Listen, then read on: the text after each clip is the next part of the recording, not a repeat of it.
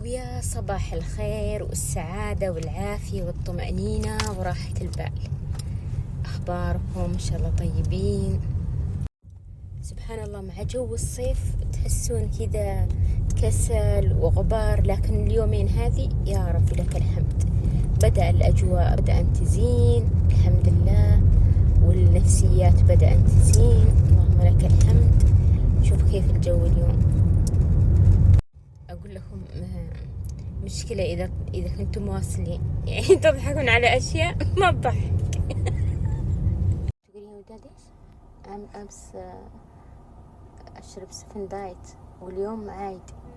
طيب أحدي إني أنا أحب طعم السفن الدايت، يعني لازم اللي يشرب دايت يكون مسوي دايت،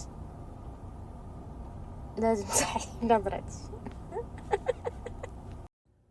أفا كيف ما فيها بنزين أصلا؟ عادة أمشي والعداد هذا تحت لي الحين فل بالنسبة لي فل.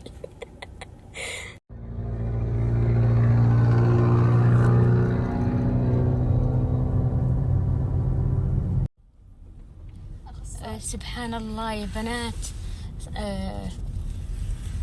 عامل البلدية يشبه زوج سارة الودعاني. مدري أنا من كثر ما ليش تضحكي؟ قسما بالله صادق، مدري أنا من كثر ما تابعت الأيام اللي راحن في تايلاند، أقسم بالله أنه يشبه وداد. صح صح.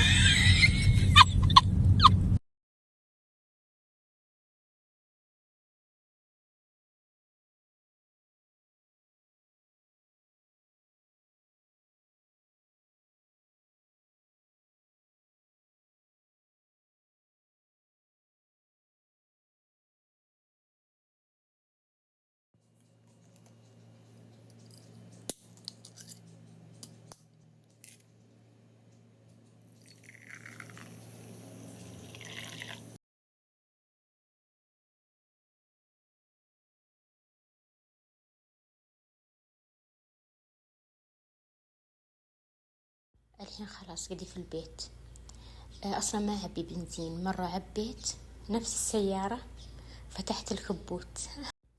سبحان الله، ما أحب أصور وأنا منفسة ولا كذا مزاجي ما هو كويس ولا طاقتي يعني منخفضة كذا، أحس أصور ليه يعني؟ حتى اللي تابعني يعني ما له ذنب إني يمكن أنتو أصلا حالتكم النفسية ما هي، فأجي أنا أزيد الطين بلة ليه؟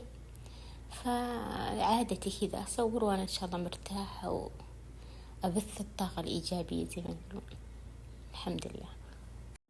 فطوري أنا من شطيرتك أنا، بس ما تقصدون فطوري، فطور أسماء هي صلح إنه هنا في البيت ما شاء الله تفنن وكذا، فطلع أحلى من الفطور اللي أعطاني بالعافية.